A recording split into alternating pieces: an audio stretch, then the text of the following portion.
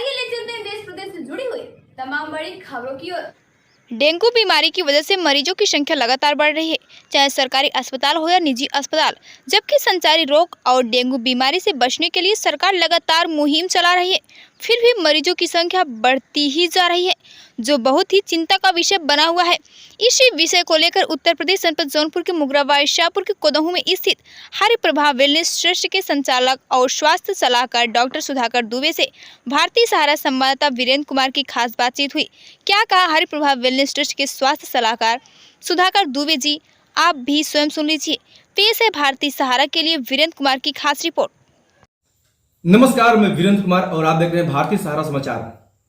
आज हम मुगराबाद शाहपुर के कोदहू में स्थित हरि प्रभा वेलनेस ट्रस्ट पर उपस्थित हुए हैं और यहाँ संचालक जो इस संस्था के संचालक हैं और स्वास्थ्य सलाहकार डॉक्टर सुधाकर दुबे जी हमारे बीच में हैं। आइए हम आपसे बात करते हैं। डॉक्टर साहब, सबसे पहले आपका भारतीय सहारा समाचार में स्वागत है। धन्यवाद, बहुत बहुत। आज हम बात करेंगे एक विशेष मुद्दे पर कि इस समय बदलते मौसम में, चूंकि बिन मौसम बरसात भी हो रहा है और इसमें सारे अस्पताल मरीजों से भरे पड़े हैं।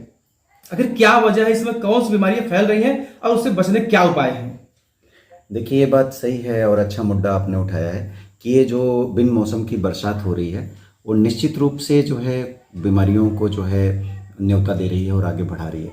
आज की डेट में जो सबसे ज़्यादा एक प्रकोप है वो है डेंगू का, जो कि मच्छर के काटने से हो रहा है। और अगर हम देखें तो प्राइवेट हॉस्पिटल, गवर्नमेंट हॉस्पिटल में ज़्यादातर जो पेशेंट वो एडमिट हो रहे हैं और थोड़े सीरियस भी हो रहे हैं, वो डेंगू के प्रकोप से, डेंगू की बीमारी की वजह से हो रही हैं। तो कहीं ना कहीं ये बहुत ही अच्छा मुद्दा भारतीय सहारा ने उठाया है, मैं धन्यवाद देना चाहूँगा। और साथ ही साथ हम अपनी पब्लिक है और जनता है उनको अवेयर भी करना चाहेंगे कि डेंगू जो है वो उनसे बचाव के क्या तरीके होते हैं। देखिए, डेंगू जो है वो मच्छर के काटने से होता है, डेंगू वायरस, और वो एक दूसरे में वो ट्रांसफॉर्म होता रहता है और फिर तेज फीवर होता है, बहुत तेज़ी के साथ जो है वो बुखार होता है, हेडेक होता है, रैशेस पड़ जाते हैं, कुछ और सिम्टम्स होते हैं जिसके आधार पे हम थोड़ा देखते हैं। कुछ डायग्नोस्टिक टेस्ट भी बाद में हम कराते हैं और देखते हैं कि प्लेटलेट की कमी है, कैसा है, तो उसके बाद फिर ये पता चलता है कि वो डेंगू का पेशेंट है। इन बीमारियों में मरीजों को क्या क्या खतरा हो सकता है? देखिए, डेंगू अपने में बहुत ही सीरियस है और कोई भी बीमारी अपने में बहुत ही सीरियस होती है, हमें हल्के में नहीं लेना चाहिए। हम इसको ऐसे समझते हैं कि अगर प्लेटलेट डाउन होता है, फीवर ज़्यादा होता है, तो हमारी बॉडी में बहुत बड़ा इम्पैक्ट डल सकता है और ये केस अगर और सीरियस हो गया तो वो कहीं ना कहीं मॉर्टेलिटी की तरफ भी बढ़ सकता है। इसके बीमारियों के लक्षण थोड़ा बताएंगे दर्शकों को हमारे, इसके लक्षण क्या क्या है, ताकि वो जो हमारे दर्शक देख रहे हैं वो लक्षण को प्राप्त कर रहे, वो तुरंत अस्पताल डॉक्टर को परामर्श ले सके। देखिए, सबसे लक्षण तो कई हैं, लेकिन अगर हम ऐसे देखें तो तेज बुखार आता है, हाई ग्रेड फीवर होता है, हेडेक होता है, उसके साथ साथ बॉडी में रैशेस पड़ सकते हैं।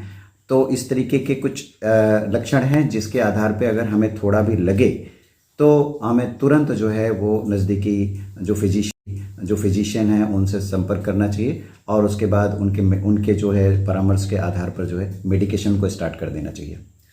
डेंगू से बचने के लिए पहले ही, हम डेंगू से पीड़ित ना हो उससे पहले ही हमें क्या क्या सावधानियां बरतनी चाहिए, थोड़ा दर्शकों को ये भी आप बता दीजिए।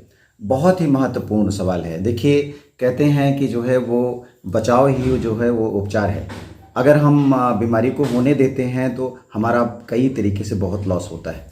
तो शरीर का लॉस होता है, पैसे का लॉस होता है, समय का लॉस होता है। अगर हम उससे अपने आप को बचा लें या हम जनता को बचा पाएँ तो ये बहुत ही बड़ी बात होगी। भारतीय सहारा को धन्यवाद एक बार फिर से कि ये बचाव के तरीके को कैसे समझा जाए। बचाव में सबसे महत्वपूर्ण है कि मच्छर के काटने से खुद को बचाना है, सबसे इम्पॉर्टेंट चीज़ है। अब वो जो है, अगर हम गांव में हैं तो हम धुआं सुलगा लेते हैं, उसके साथ साथ अगर हम घर में बैठे हुए हैं, कमरे में हैं, तो हम ऑल आउट मॉस्किटो कॉइल वो लगा सकते हैं।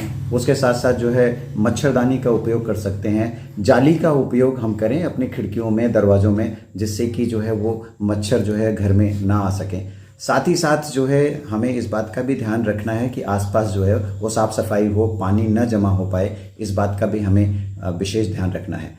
और इस बीच में हम लिक्विड डाइट ज़्यादा लेते रहें। देखिए, पानी की कमी नहीं होनी चाहिए। लिक्विड डाइट जरूर लें, पानी पिएं, नारियल का पानी पिएं, दाल का जूस पिएं।